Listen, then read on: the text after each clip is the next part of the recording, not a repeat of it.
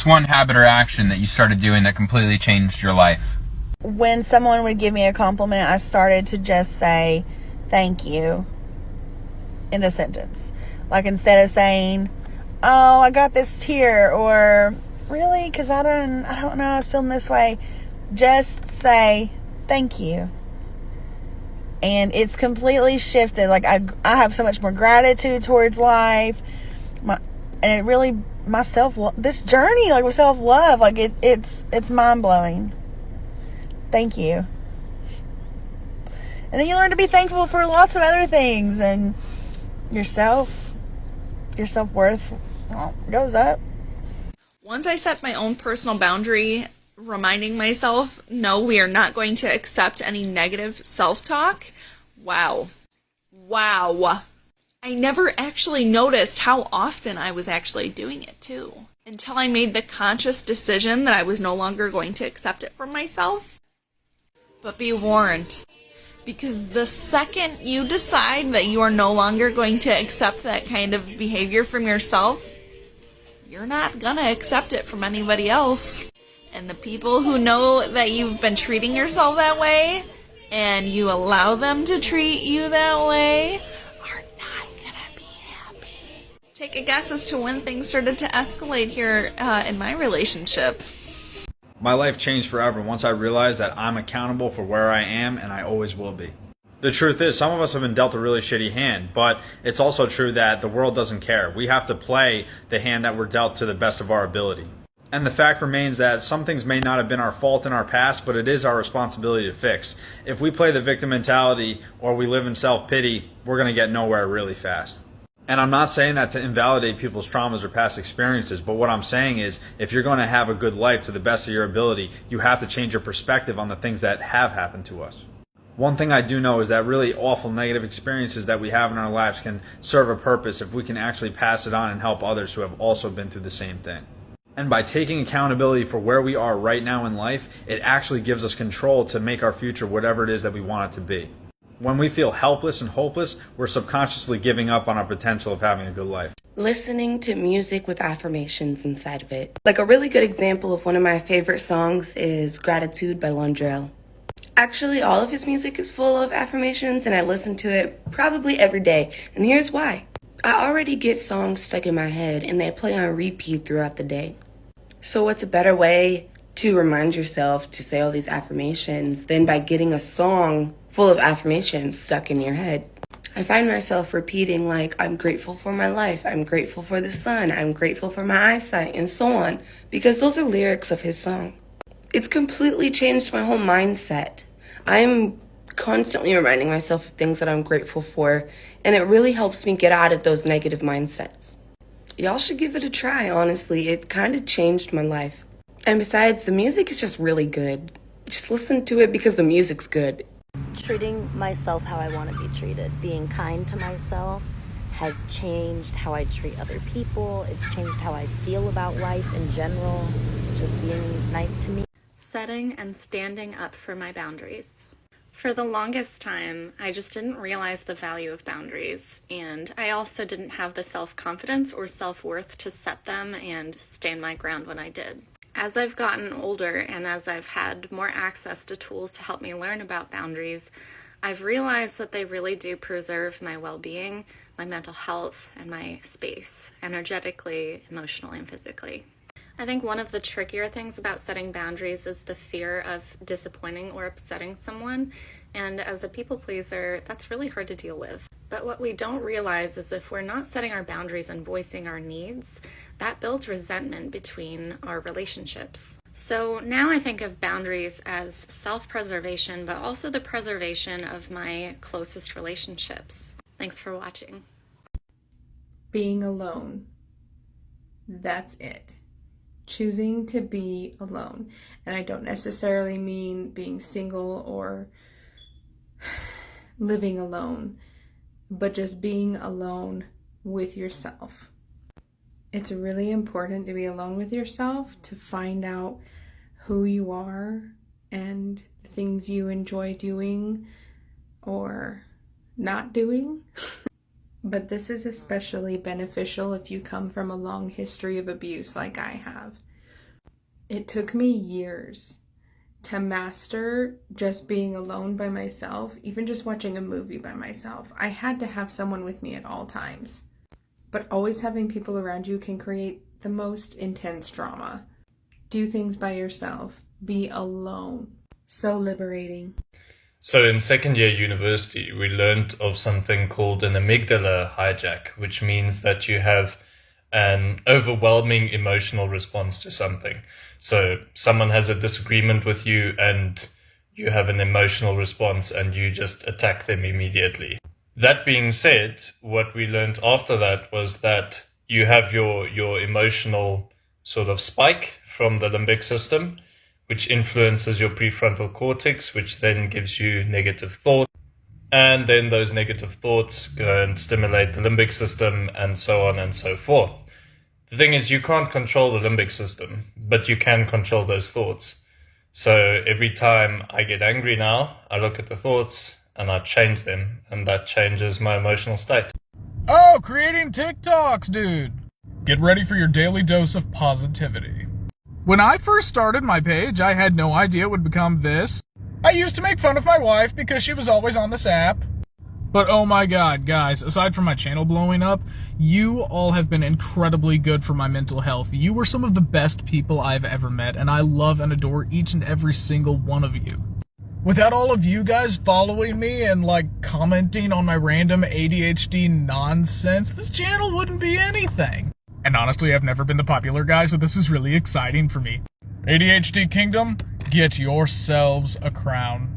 Okay, listen. Okay, so this isn't necessarily a habit of action, more of a habit of thinking. I heard this and it really changed how I look at how I accomplish things in life. And it's really simply, don't make it about you. See, we tend to procrastinate and not launch things because we feel like it's not perfect or it's not good enough. And all of us have done this. I mean, think of all the things that you've done, but then you didn't actually release. Why is that? It's because we're making it about ourselves. Don't you know that that book you're supposed to put out, that song you're supposed to write, that business you're supposed to start, that person you're supposed to talk to, that email you're supposed to send, and somewhere down the line change and affect someone's life? Like, there's somebody in the world waiting for what you have, because it's that thing that's literally going to change the trajectory of their life. And you not releasing whatever it is you're afraid to release is literally blocking somebody from fulfilling their destiny. When you think about it like that, focus shifts from it being about me to it being bigger than me. And that makes all the difference. Practicing stoicism. I was angry and short-tempered, and I let things that were out of my control control me, and I wasn't really treating people right. And I was really selfish.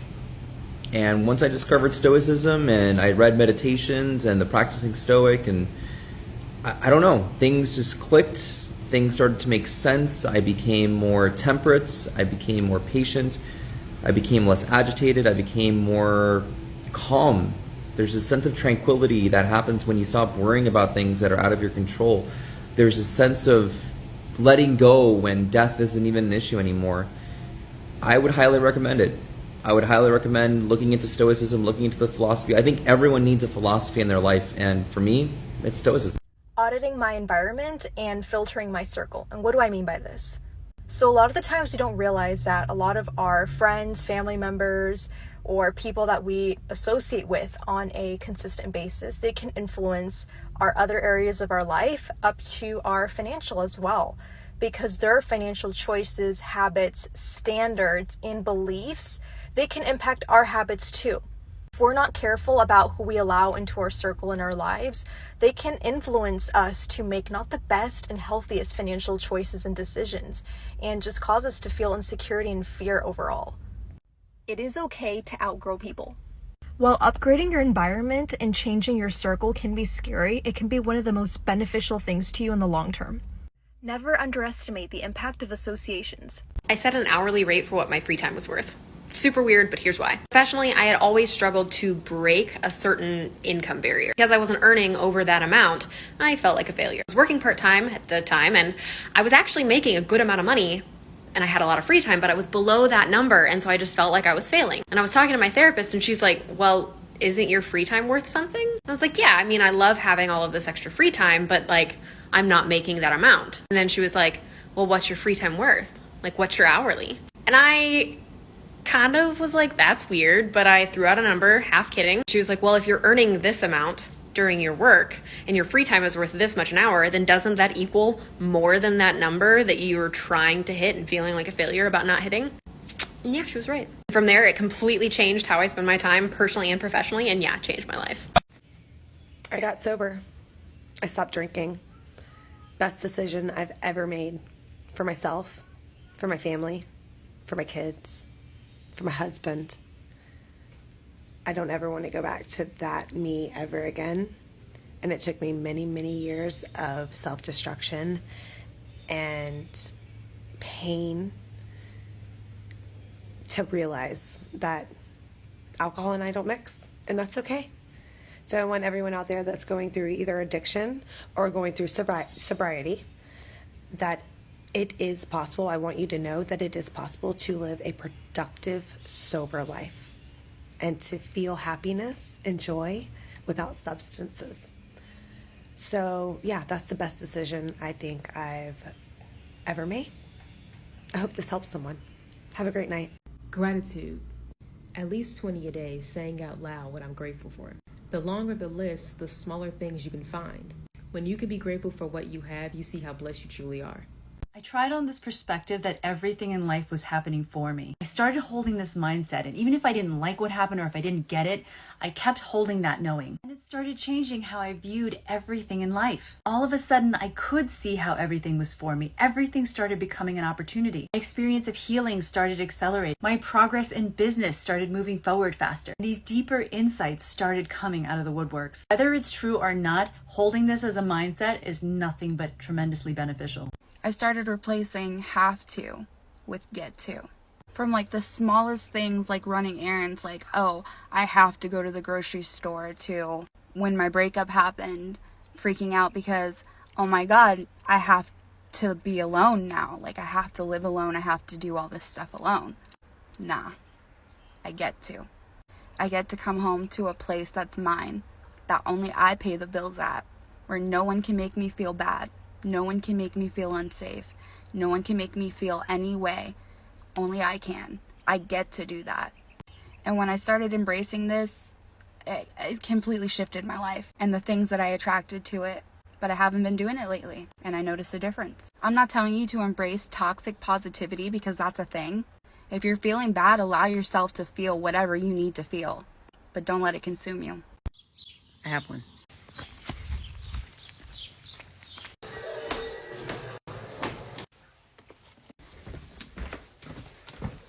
I got this 5-year journal, and every night before bed, I write down one thing that happened during the day, one thing that I want to remember. On the pages, it has the date at the top, and it's got the year on the side, and every day you write down one thing that happened that day.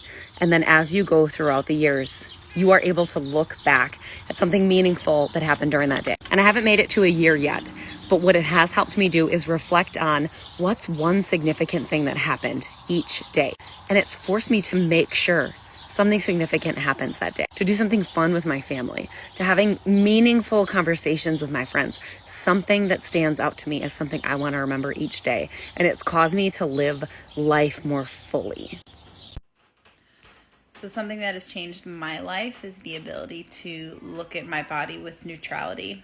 So as someone that has suffered my whole entire life with looking at my body and wanting to pick every little thing apart, someone that has wanted to like live by the scale, chronic dieter, always trying to change the way that my body looks. A few years ago, I really started to actively practice trying to look at my body with neutrality. So instead of looking in the mirror and picking every single little thing apart, just being able to look and say, okay, this is what my body looks like today, and that's okay. And it's taken a lot of practice, and it's not something that's always perfect, but it is something that I strive for, and that has, for me, really made a big difference in my mental health and how I live my day-to-day.